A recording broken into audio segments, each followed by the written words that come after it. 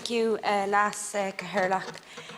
I'm going to keep my speech very focused on people, really, because I think the people are being left out of this conversation. I'm running up. I was speaking to Michael Doherty last week, and I was going to stand up and say, how can I support a bill that doesn't speak to the people, that don't support the people, and sit back down? But then I wouldn't be able to get some of Michael's words across. Last Wednesday, Michael Doherty said, and he was on Highland Radio last Thursday, but last Wednesday he wrote a few words around how he felt. And Michael said, "We sat in the gallery, filled with anger and tears, watching every affected homeowner get sentenced and fined." Just to remind you that you're not to refer to people outside the House. Thank you. Oh, you're not allowed to say a person's name? Okay. Not people outside the House. Okay. Yeah. Thank you. Okay. Anyway, the quote, we sat in the gallery, filled with anger and tears, watching every affected homeowner get sentenced and fined tens of thousands of euros the rest of their life. But no one could tell us what we did wrong. I want to say again to Michael and to all affected homeowners right now, you've done nothing wrong. You've done all the right things, actually.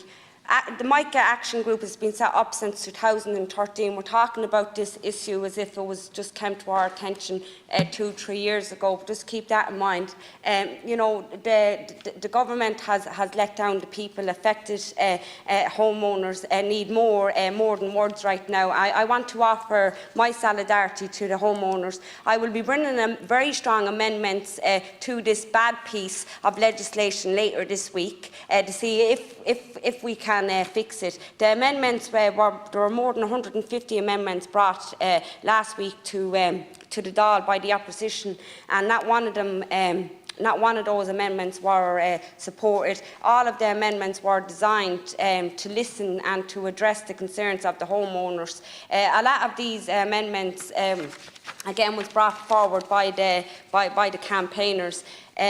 You know, like 2 weeks ago, I had young innovators in the AV room explaining to us, you know, the impact that it's been having on them as young people, their well-being as young people. And I haven't heard one people speak about the young people's future in, say, Limerick, Donegal, Clare, people that's worrying, Minister. You know, young people doing their leaving cert, doing their junior cert, that has so much stress put upon them.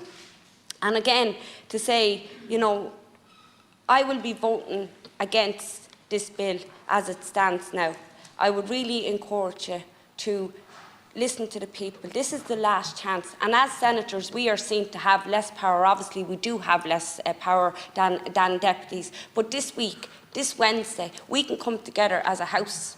And that House that shows that we are here for the people, because this is meant to be the people's house. And if there's no changes to the bill, to vote against it. And so do you, Minister. You also have the power. And I would like to know, and I don't know if you have a straightforward answer to this question, did you speak to the campaigners? And yet it's a bill, like, you know, a lot of the time I would say nothing about us without us, and we heard that phrase so many times. But this is a bill that, as my Senator Maria Sherlock has said, you know, we only have a certain way to go, and it can be an ideal bill, you know, if our amendments were accepted. And I would like, if you can, to name the campaign that you worked with to come up with the bill, because the people don't feel listened to. And I know, like, I live in Donegal, you know, and you hear mothers saying that their children's clothes is full of mould, how cold their houses are, the fear of your house crumbling down on top of you and your family. You know, and these are really real life scenarios for people. And even their local radio station last week, you know, where the presenter at the end, from speaking to Mike campaigners, felt that he had to give out helplines for people around our mental health, you know. So it's a whole community, and again, Donegal is the forgotten county, and I know that there's many different counties that's affected by Micah. You know, people shouldn't have to live in fear that their house is going to collapse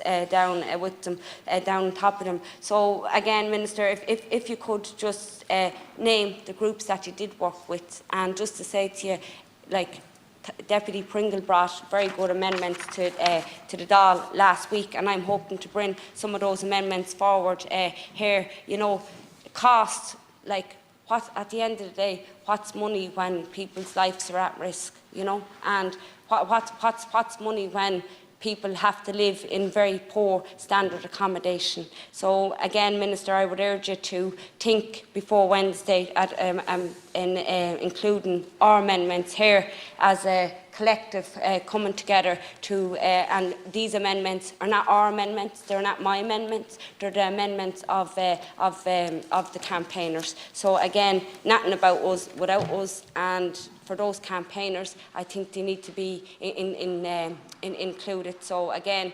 I'd like to take this opportunity as well to say fair play to Joe McHugh. You know, sometimes it's not easy to go against your party, but you have to do what's right at value and principle and your gut. And I'd like to credit Joe McHugh for that. And I hope that other senators here can make a difference this week and vote against this piece of legislation as how it stands now. Thank you.